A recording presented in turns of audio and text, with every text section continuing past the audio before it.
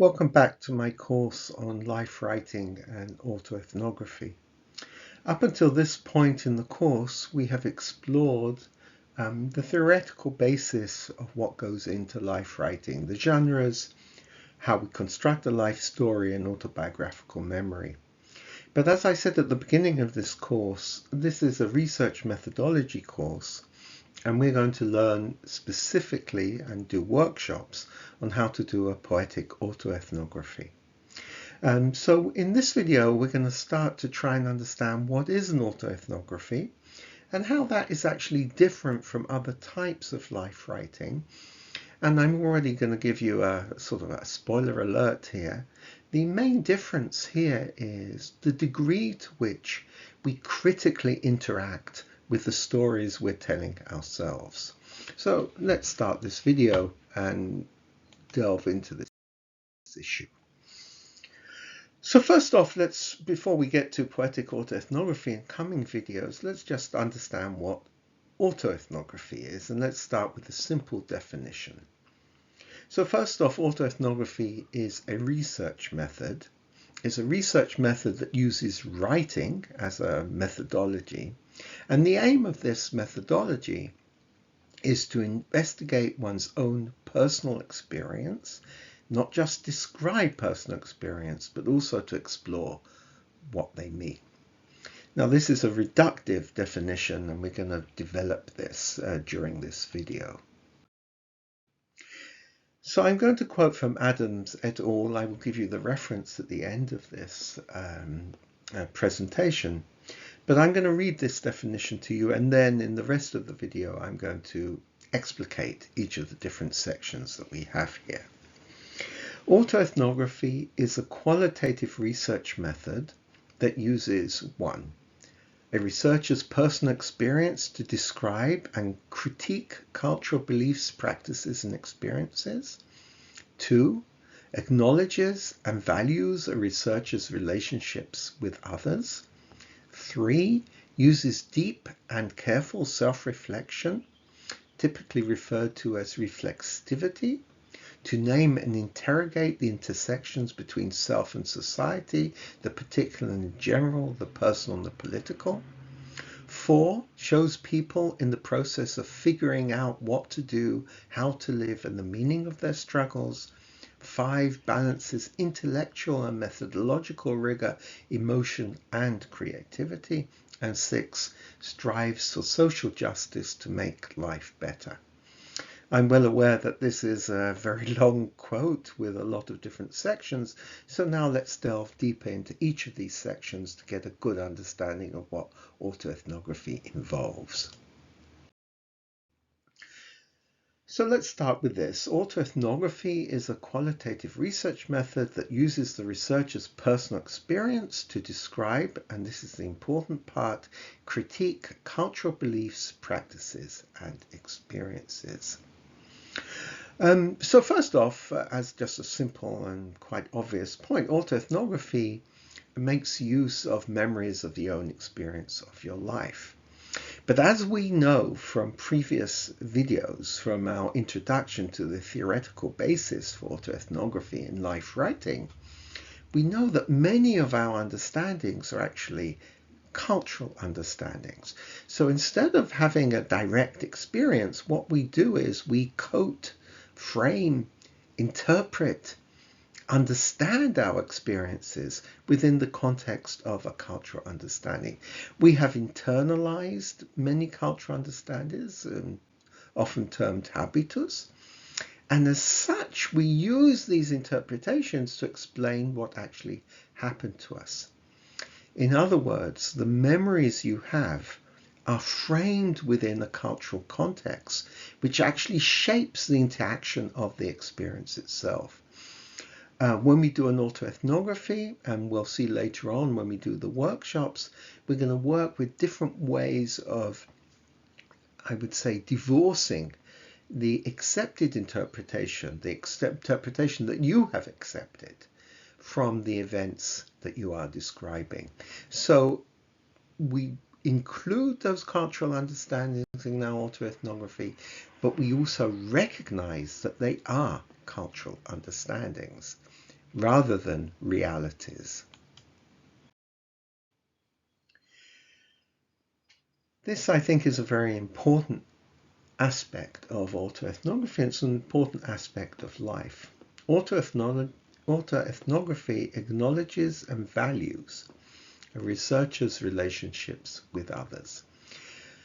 Every human being is really and very basically a social being. So our lives are intertwined with other people. We have a lot of different types of relationship: personal, familial, social, professional. These relationships are also symbolic. In other words, they have meanings which go beyond the relationship itself.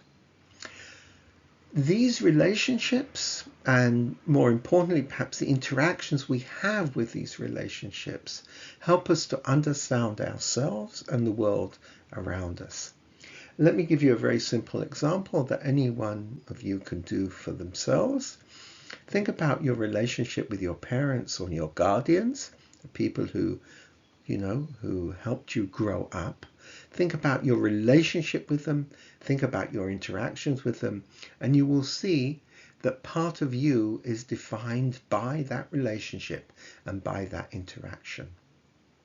In other words, to explore who we are, we also need to explore who we are in relation to others and how others see us. There's also an ethical issue here. When you write an autoethnography, inevitably you're going to interact and describe interactions with other people. We need to be respectful and to consider how what we're saying might have an influence on other people, how it might cause pain or hurt. That doesn't mean you shouldn't do the autoethnography and you shouldn't be brutally honest when you do the autoethnography. But when you present it, there are ways of protecting others, recognizing the pain and hurt that might evolve from this. I think many people consider the third component perhaps the key component to this. It is the reason we have a methodology, if you like.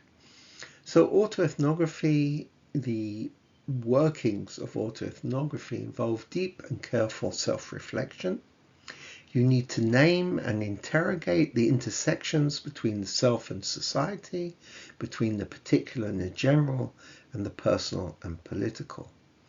One way you might think about this is, if you remember in our video on autobiographical memory, or in the way we construct life stories, there is an aspect of a specific memory situated in a life period where we have general knowledge about it.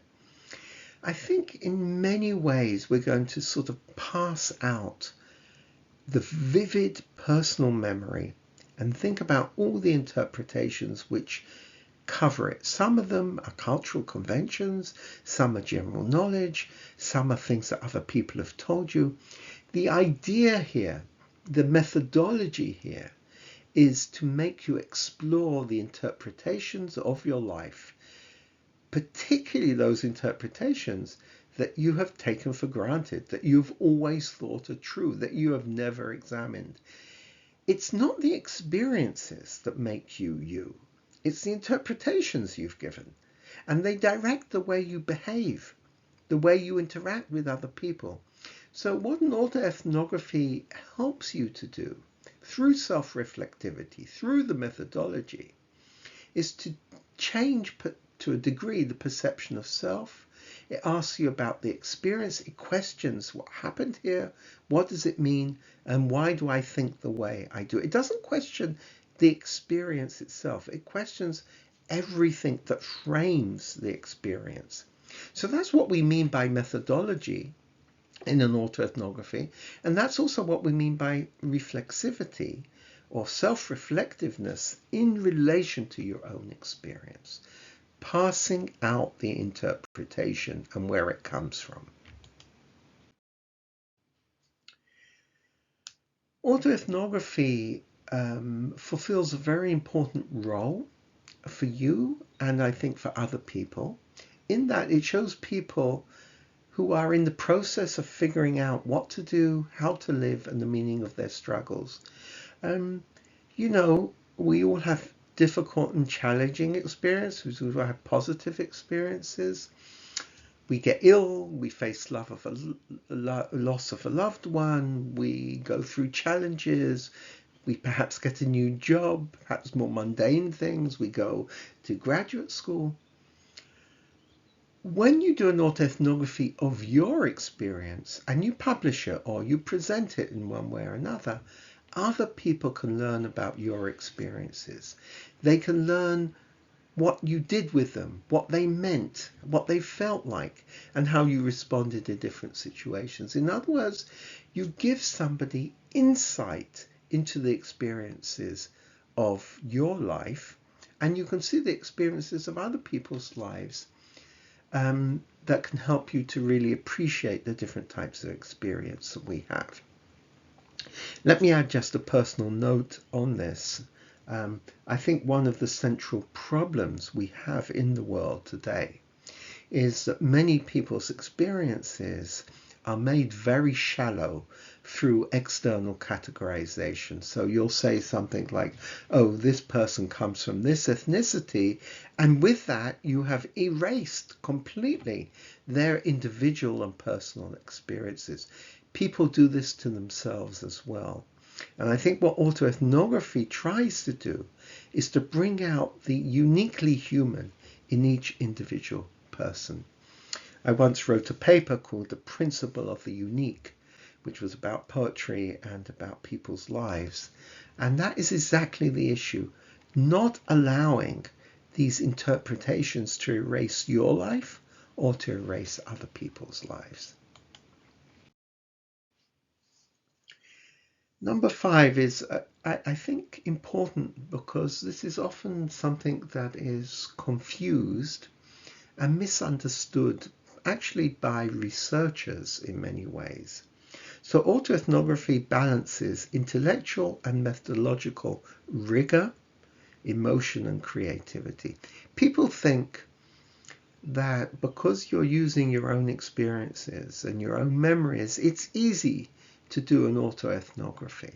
I can just, describe what happened to me and I'll be done. That is not an autoethnography. That is a presentational genre. That might be an autobiography. It might be one of the other life writing genres that I've spoken about, but it is not an autoethnography where you have actually researched your life. It's important that in this definition we have the word rigor.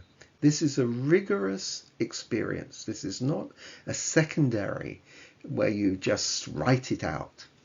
So first off, autoethnography is a research methodology and it requires explicit description. So when you write an autoethnography, you should also include a methodology section and explain what you did and how you did it.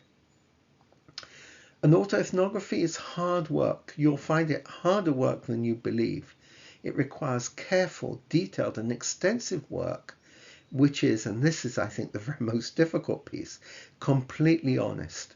There is no point in doing an autoethnography if you're not going to be brutally honest with yourself. It's just a waste of time and you'll be lying to yourself. Life is emotive and not just cognitive, and as such, this needs to be part of your autoethnography. And this is quite difficult to do, and in some cases, very emotionally draining. I, for example, have had autoethnographies that I can't write because they're too painful to me to write. And finally, autoethnography is a piece of writing. It uses literary and creative forms. It explicates and presents life experience. I always consider an autoethnography in terms of what I've termed applied literariness. You use literary forms for factual information.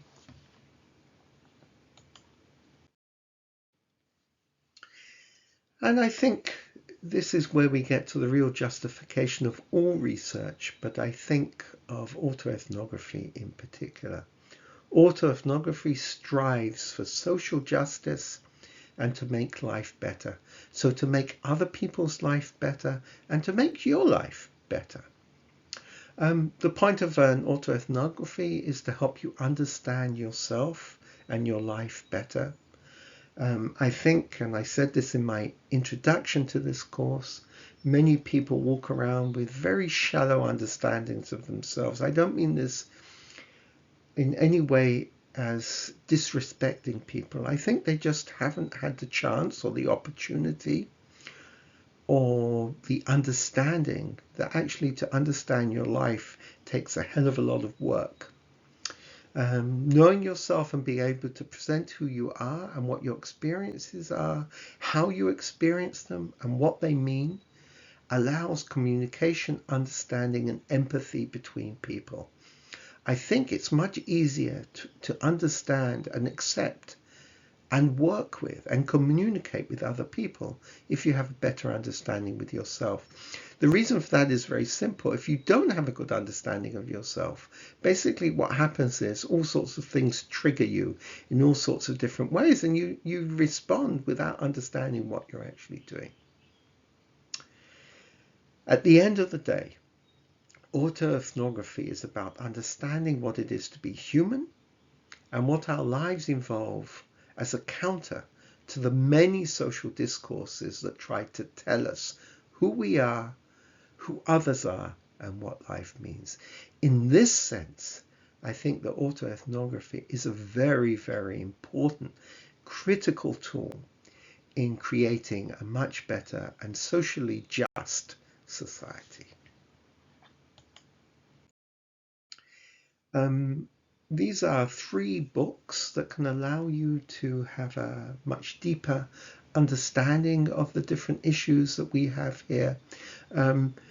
They work on different levels. I particularly like Denzin's interpretive autoethnography, but Adams, Jones and Ellis' book is very, very good.